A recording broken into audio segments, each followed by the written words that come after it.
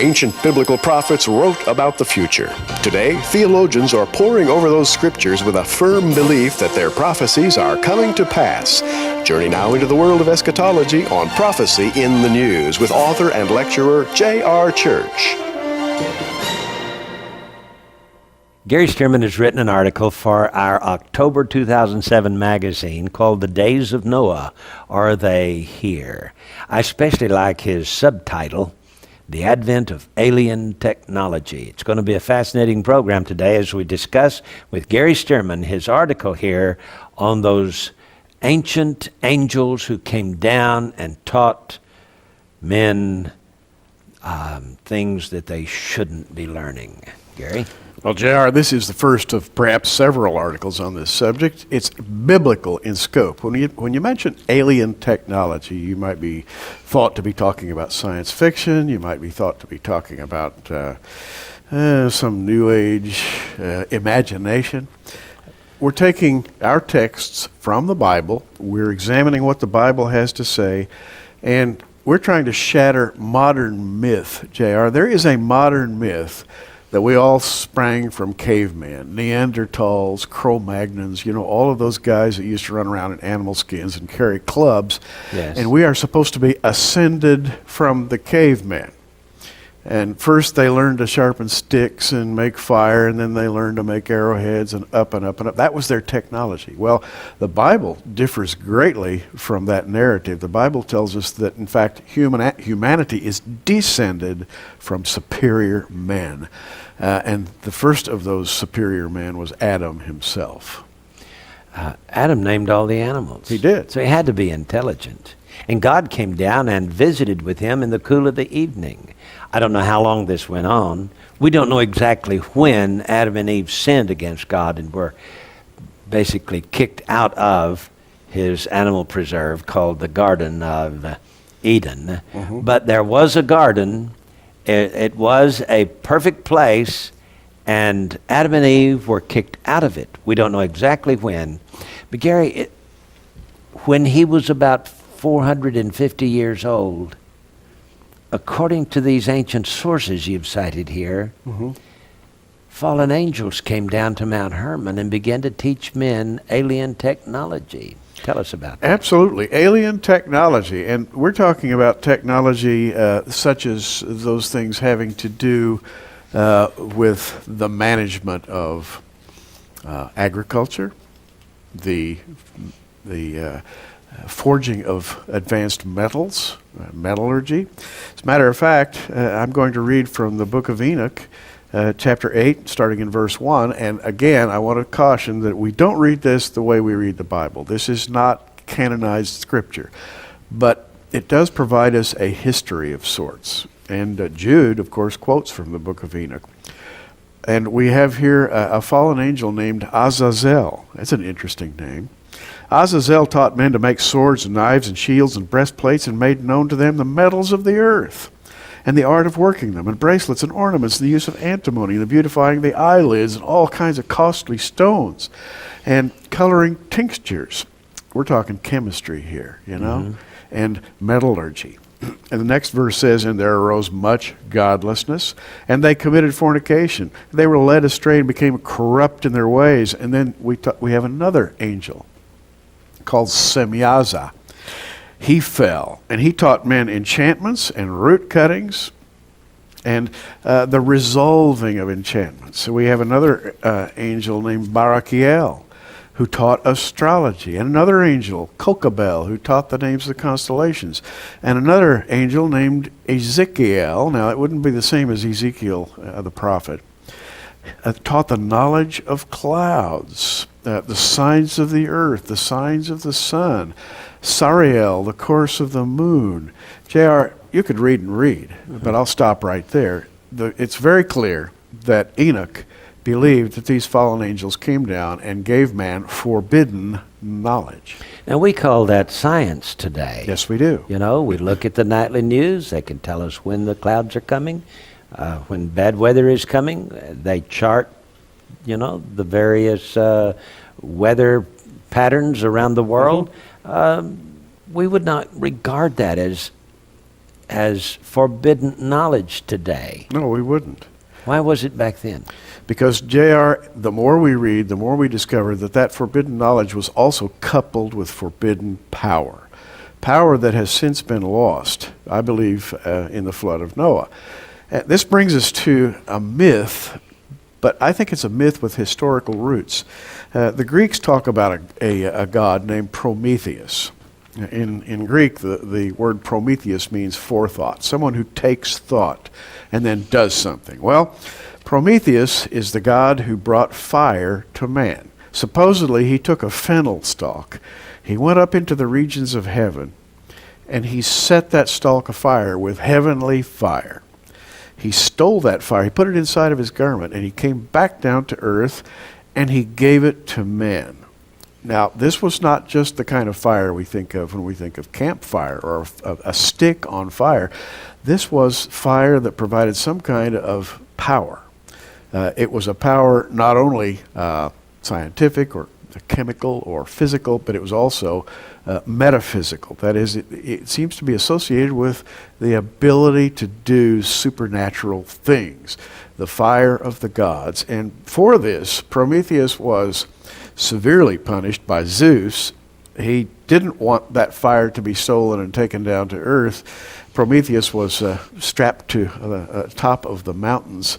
By the way, these are the Caucasus Mountains, the border between east and west, where an eagle would come down every day and feast on his liver, inflicting much pain. And his liver would grow back, and the next day the eagle would come back and do the same thing over and over and over again. The punishment for having stolen fire from the gods and brought it to man.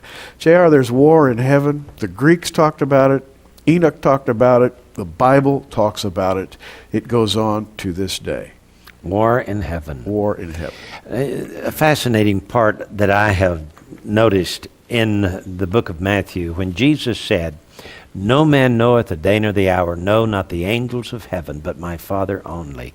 And to me, this says that this time schedule that God has, that man does not know about it, because God has reserved the key ingredient to the knowledge of the end of days, not only from man, but also from the angels. Yes.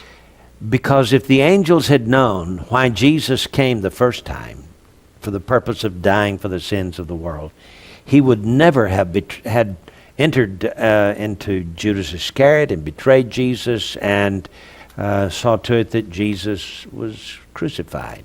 Because he actually stumbled over his own ignorance and did the will of God. Therefore, Lucifer could not have known what was going on.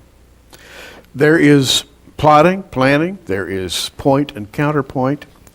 Just following the verse J.R. read about no man knowing the day or the hour of Christ's coming, it says in verse 37 of Matthew 25, but as the days of Noah were, so shall also the coming of the Son of Man be. And let's talk about the days of Noah, because, J.R., you can take a very simplistic view about Noah, who built a wooden boat and sailed off to safety at the instruction of God, or you can actually go back and try to find historical evidence about what the days of Noah were really like. Josephus, for example, talks about the days of Noah this way. He says, "For many angels of God accompanied with women, and begat sons that proved unjust and despisers of all that was good, on account of the confidence that they had in their own strength. For the tradition is that these men did what resembled the acts of those whom the Grecians call giants." So here we have Josephus acknowledging Greek myth as a certain form of reality. Now, J.R., Greek myth doesn't come to us perfect. It's been Yes. It has been, shall we say, muddied and muddled over the years and fictionalized. Exaggerated. But there's enough there so that we can say that something happened. What was it that happened? Well, it had to be what Enoch was describing there. Enoch is not the first one who wrote about this. In Genesis chapter 6, we are told that the sons of God saw the daughters of men, that they were fair, and took wives. And Gary, that was illegal for those angels to do Absolutely. that. They created a problem with the human genome. And when, when Adam was around 450 years old, those angels came down. And for the last 500 years of Adam's life, Adam had to contend with these angels and watch his progeny move away from the worship of the one true God and create disasters. In fact, Noah, according to the book of Enoch there, Noah had to leave town. Yes. He had to leave the area where he was king. He was the seventh from Adam. He was a king. He was the 10th from Adam. Enoch was the seventh. But Noah was, supposed to be the anointed king, ruler of the earth. He was of the royal lineage of Adam, and he was the direct descendant, so to him was supposed to fall the rule over this planet. But he was deposed. Because of these fallen angels and corrupted the genome, he was not accepted as the king. He had to leave town. In fact, it appears to me then that he probably lived around Mount Hermon, and then he and his family had to leave and go east over to the Mesopotamia Valley, where he and his sons built the ark that was to save humanity. I don't think it's accidental that Jesus included these words for those who have eyes to see and ears to hear, who have spiritual leading.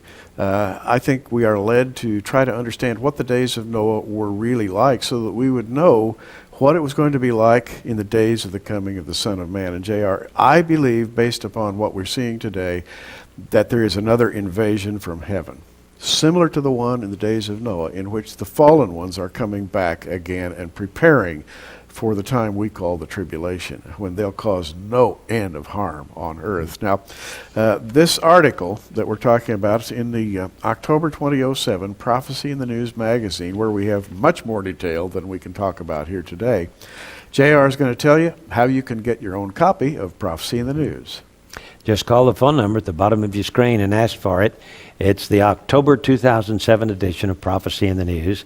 The days of Noah, are they here? You can read all about it. I would like to encourage you to subscribe for the next year.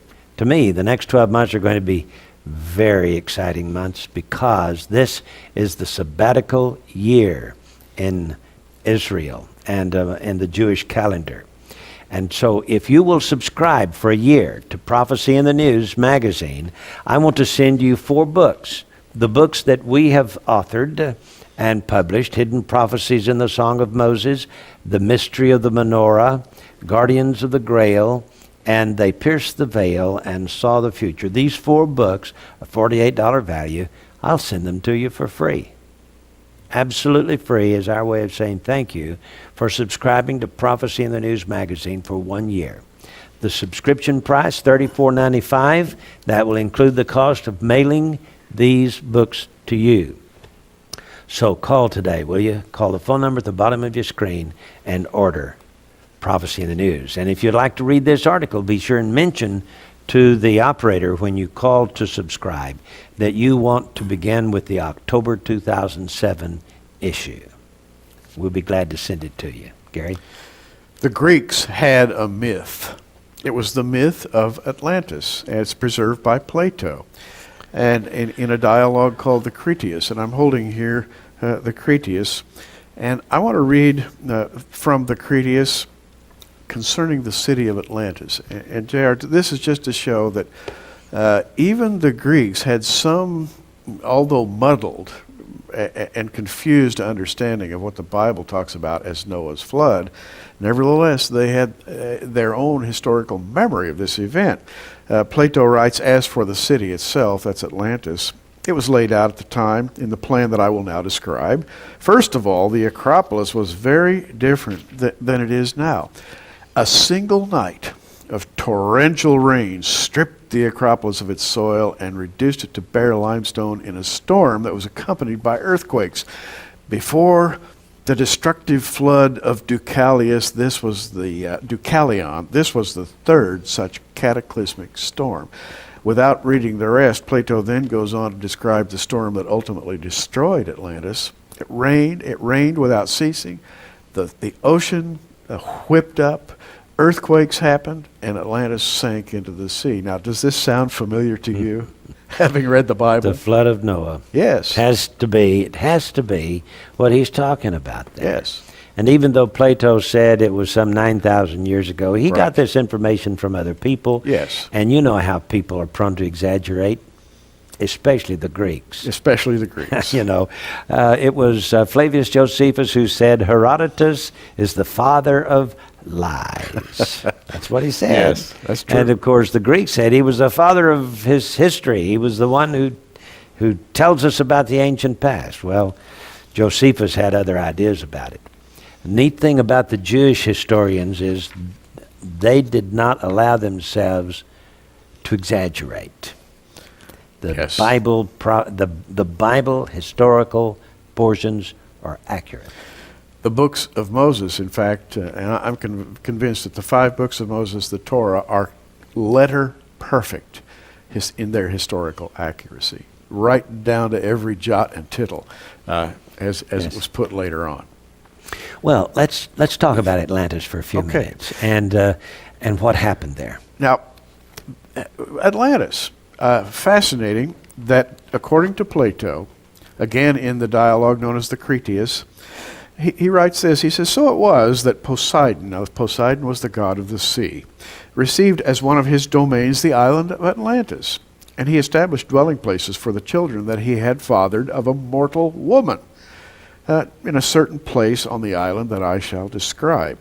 He then goes on to describe the mother and father of this woman, the daughter. Her name was Cleito. He joined with her in some kind of matrimony. They became husband and wife. It says he sired 5 pairs of twin sons and raised them to manhood. He gave each of his sons names. To the son who was oldest and king, he gave the name which the entire island and the surrounding sea derived their names, because he was the first of the kings of that time. His name was Atlas. The island is called Atlantis, and the sea the Atlantic, and they were supposedly, according to Plato, named after Atlas. Now, here's the theme. God comes down, marries a human woman, has 10 children, and the eldest, Atlas, becomes the keeper of this island called Atlantis. This reminds me so much of what we see in Genesis 6. Genesis chapter 6. It's absolutely right on target, Gary. So the story in Genesis chapter 6 has to be absolutely true. The story by Plato about Atlantis could be a confabulation, it could be an exaggeration, but there's a seed of truth in it. Yes. That angels came down and cohabited with humans somewhere around the 450th year of Adam and Eve. And for the last 500 years of Adam's life, corrupted the human race and created this thing called idolatry, destroying the human genome, the perfection that Adam had, and creating giants or monsters or monstrosities, perhaps even among the animals, because God had to destroy everything except that which Noah took aboard the ark. Everything else had to go. Now you remember Semyaza, this fallen angel, according to Enoch, came down and gave men the art of metallurgy. This is backed up very interestingly in the Critias of Plato, where he talks about the race of Atlas. He says it increased greatly, it became greatly honored. We are given a great description of the city of Atlantis, which, by the way, sounds highly technological. It had power sources, it had strange vehicles that were able to move under their own power. And let me read one sentence here. "And in many regions of the island they exploited that metal, which is now only a name to us, but which was more than a name, orichalcos." And this orichalcos, which is an unknown metal, which the gods brought to men, apparently had energy associated with it. It had some kind of an intrinsic energy that powered the city of Atlantis. And he says in that age it was valued only less than gold itself. And let me turn the page here and read another sentence about orichalcos. He said the interior of that land, of the wall, that is the wall of Atlantis, they invested with the metal tin. And the wall surrounding the Acropolis they invested with orichalcos, which glittered like darting fire.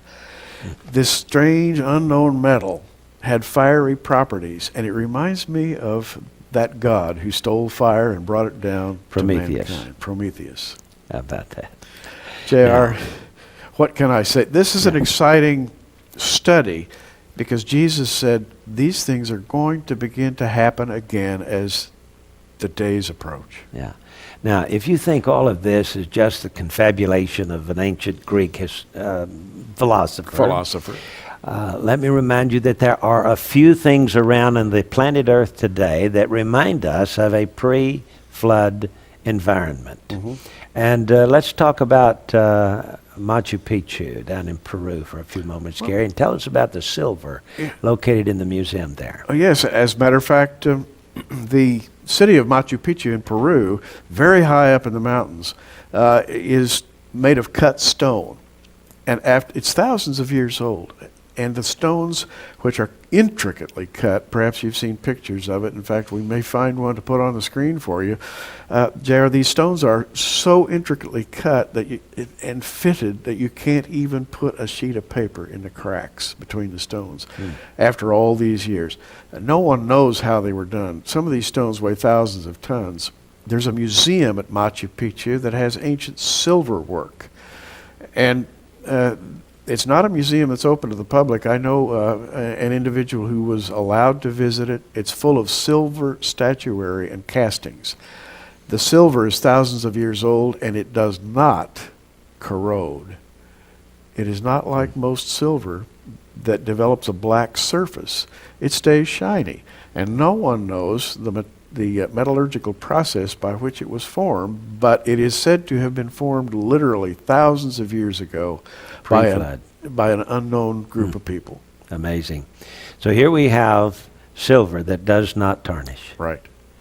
And that has to be some kind of technology that predates the kind of technology we have today. It can't be done today, can it? Neither can a pyramid be rebuilt today, for example.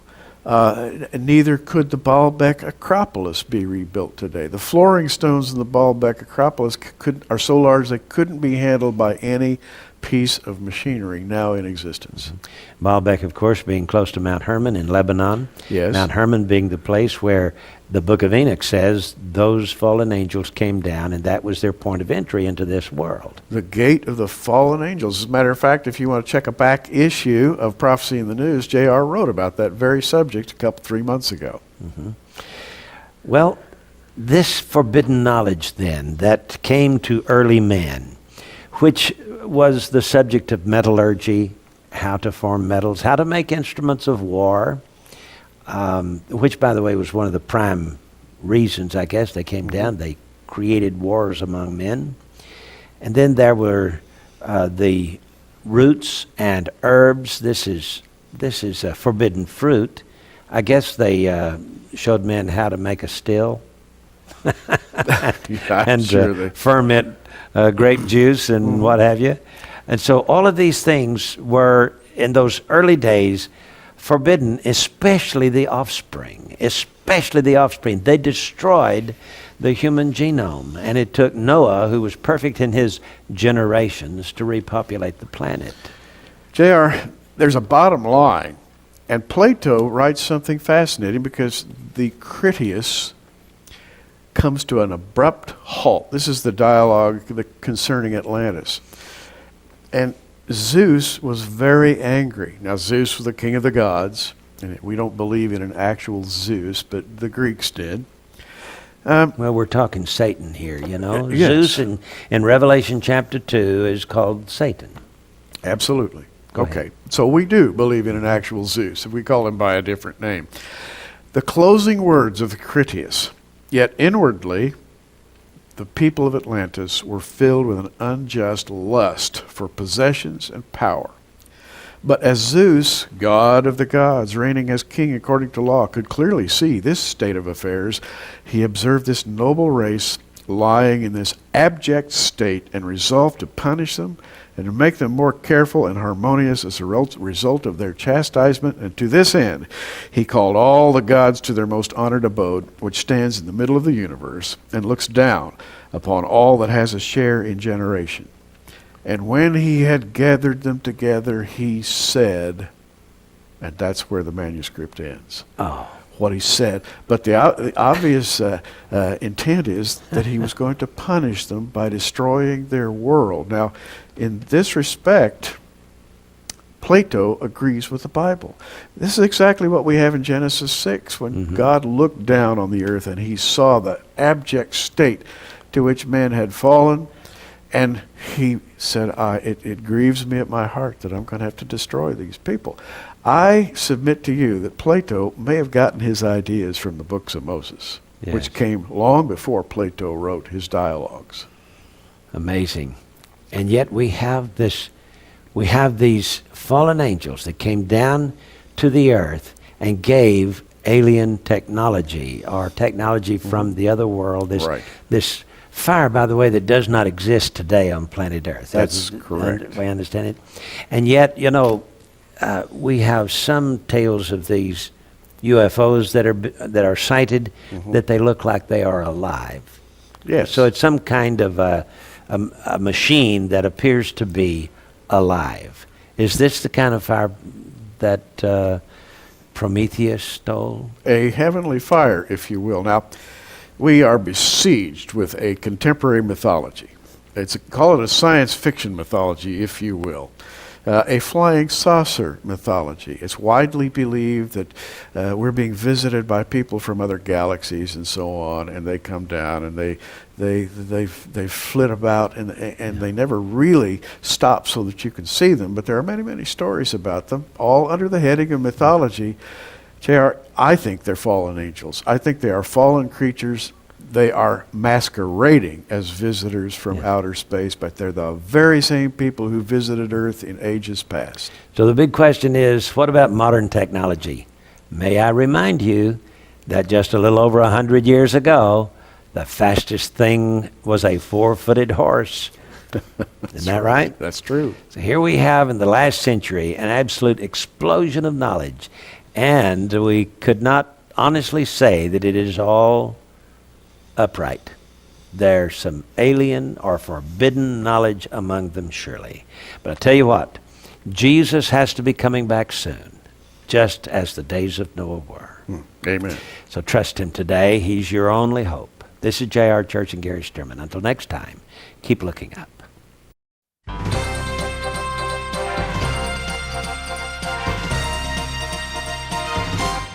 Prophecy in the News is a viewer-supported ministry sponsored by our many friends across America and in your area.